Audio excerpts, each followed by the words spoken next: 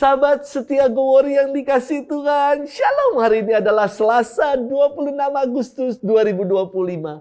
Kembali kita mau bersama-sama merenungkan firman Tuhan hari ini yang diambil dari Injil Matius 23 ayat 23 sampai dengan 26. Kita siapkan hati kita. Haleluya, haleluya, haleluya. Sabda Allah itu hidup dan penuh daya, menguji segala pikiran dan maksud hati. Haleluya, haleluya, haleluya. Tuhan bersamamu dan bersama rohmu. Inilah Injil suci menurut Matius, dimuliakanlah Tuhan.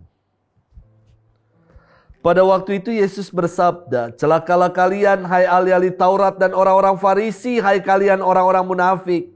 Sebab persepuluhan dari selasi, adas manis, dan jintan kalian bayar. Tetapi yang terpenting dalam hukum Taurat kalian abaikan, yaitu keadilan, belas kasih, dan kesetiaan. Yang satu harus dilakukan, tetapi yang lain jangan diabaikan. Hai kalian pemimpin-pemimpin buta, nyamuk kalian tepiskan dari minumanmu, tetapi unta di dalamnya kalian telan. Celakalah kalian, hai ahli-ahli Taurat dan orang-orang Farisi. Hai kalian orang-orang munafik, sebab cawan dan pinggan kalian bersihkan sebelah luarnya, tetapi sebelah dalamnya penuh rampasan dan kerakusan. Hai orang-orang Farisi yang buta, bersihkanlah dahulu sebelah dalam cawan itu, maka sebelah luarnya juga akan bersih." Demikianlah sabda Tuhan. Terpujilah Kristus. Sahabat setia Gowori yang dikasihi Tuhan, Shalom. Beberapa waktu yang lalu saya diundang acara mimbar rohani di salah satu stasiun televisi. Yang saya males adalah ketika diundang, saya itu harus katanya, Romo, di touch up dulu, di touch up. Dipakein bedak, bibirnya dipoles-poles, dipakein apa biar mengkilap katanya. Lalu rambutnya di stylish, semprot-semprot. Jadi muka saya itu antara muka sama leher ada gradasi belang-belang kayak kuda zebra. Tentu maksudnya di touch up agar tampil kinclong, bagus di kamera, tidak berminyak mukanya. Namun memang tidak nyaman sekali, nggak terbiasa pakai bedak. Sahabat setia Gowori yang dikasihi Tuhan, hari ini dalam firman Tuhan Yesus melanjutkan kritiknya kepada orang-orang Farisi dan para ahli Taurat.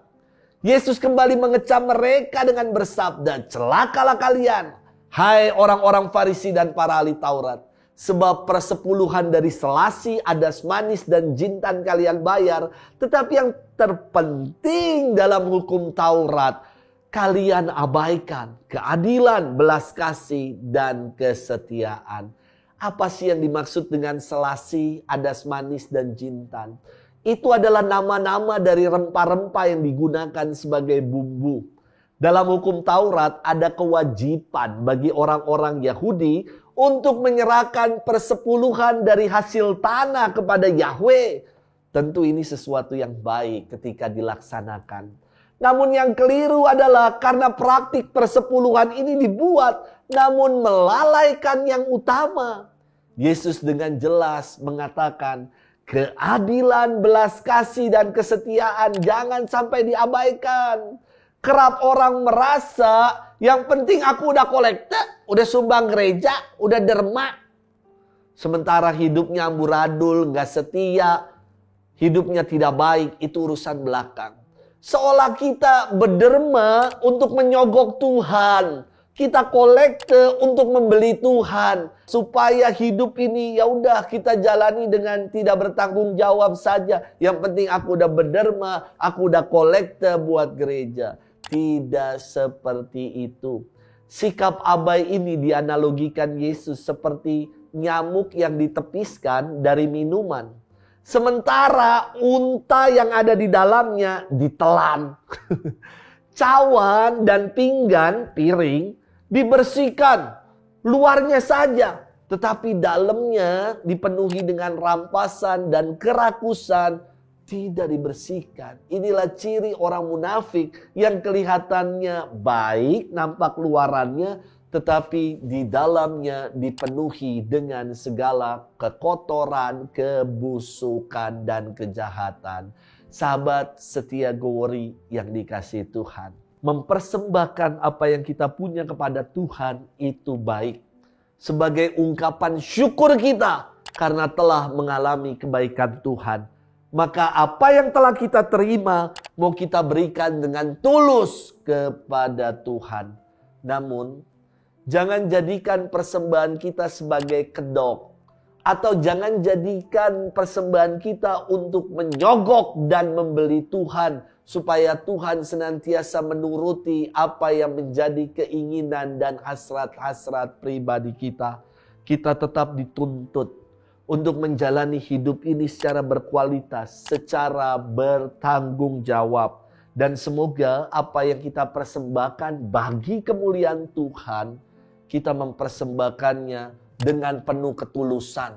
Bukan dengan iming-iming supaya mendapat pujian, mendapat pujaan dari orang. Saya suka banyak mendengar ya, dalam keseharian kadang-kadang ada yang mengatakan, Romo, dulu aku yang nyumbang lu, dulu aku yang bangun lu, dulu aku yang ini itu lo. Kenapa sekarang ini tidak mau gereja memberikan sesuatu yang aku harapkan? Saudara-saudara, semoga apa yang kita berikan untuk Tuhan, kita berikan itu dengan penuh ketulusan.